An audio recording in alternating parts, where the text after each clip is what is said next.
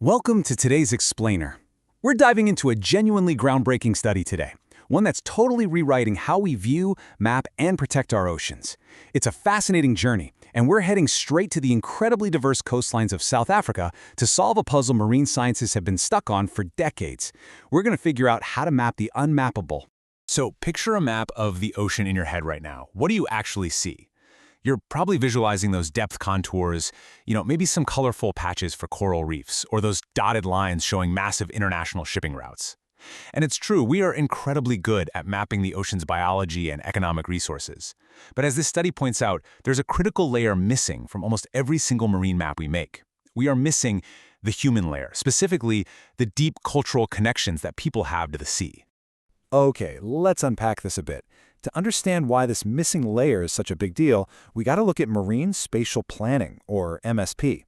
Basically, MSP is all about managing human activities in the ocean to balance ecological, economic, and social outcomes.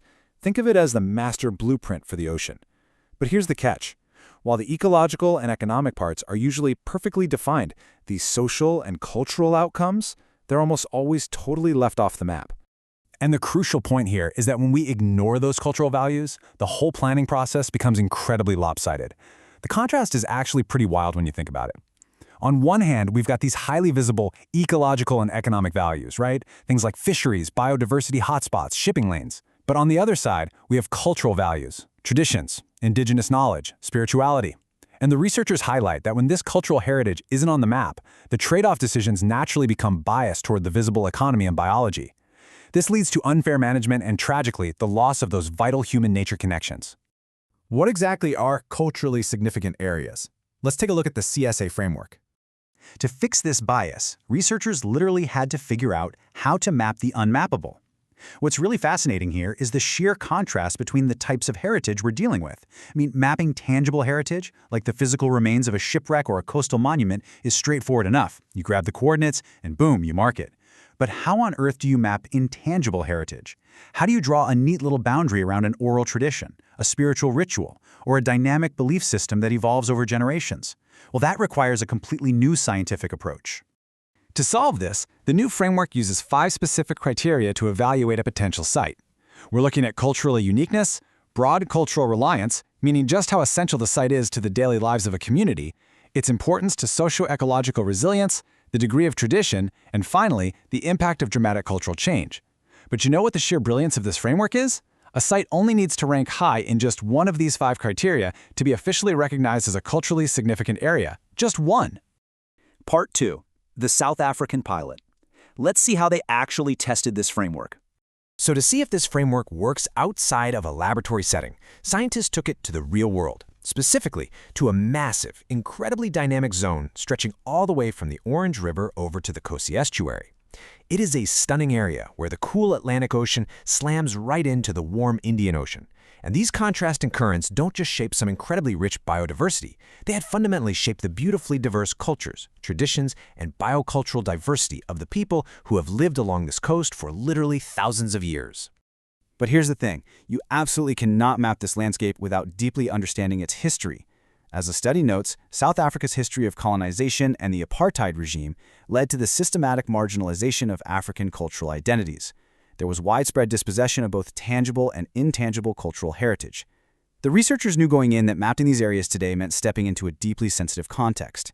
It required extreme care so as not to repeat past injustices or accidentally misrepresent the very people they were collaborating with. Moving on to Part 3, categorizing culture, coastal heritage. The researchers faced what sounds like an impossible task, categorizing fluid, dynamic human culture into concrete, actionable data. So they broke it down into distinct categories. For instance, iconic seascapes include the breathtaking Hole in the Wall. Then you have oral tradition sites featuring places like Gumpo Rock, an area renowned for storytelling. We see traditional fishing grounds represented by the ancient Kosi Bay fish traps. There are spiritual and ceremonial sites like the Ventu River mouth and archaeological havens like Blombos Cave, which holds human history dating back thousands of years. Grounding it in these real places makes the abstract academic framework suddenly feel very real, doesn't it? Now, the scientists didn't just sit at a desk and assign these categories willy-nilly. They relied on a 7-step iterative methodology. And it was intensely collaborative, basically a big circular process. They started with initial sites, sure, but then they constantly fed in expert knowledge, literature, and oral history. They went back and forth over and over with local knowledge holders and custodians to verify boundaries and definitions. Building genuine trust was literally the only way to avoid silencing or misrepresenting the voices they were trying to elevate in the first place. Okay, part 4, mapping the unmappable pilot results.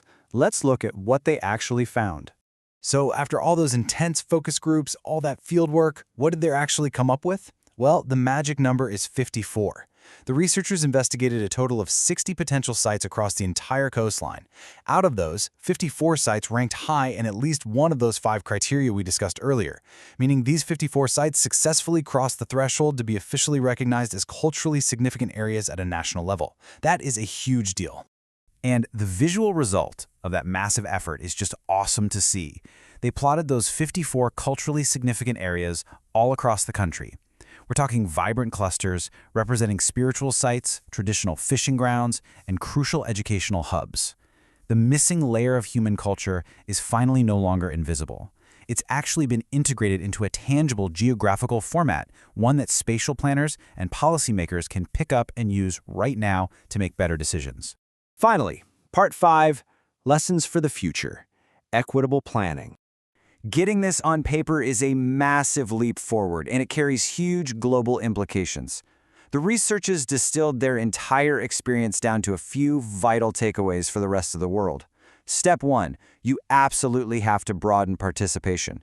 You can't map culture using just natural scientists. You need the diverse local knowledge holders sitting right there at the table from day one. Step 2, carefully navigate local contexts and terminology, because language matters deeply. And step 3, advance slowly. Mapping culture requires way more care and time than plotting standard biological data. Why? Because building lasting trust is the absolute foundation of the entire process. As we've seen in this explainer, the ocean is so much more than just saltwater, fish, and shipping lanes. It is a living, breathing archive of human history, spirituality, and tradition. Which leaves us with a pretty critical thought to end on today. If we only map and protect the ocean's biology, what happens to the rich human stories it holds? Thanks so much for joining me on this deep dive. Keep exploring and keep questioning what's missing from the map.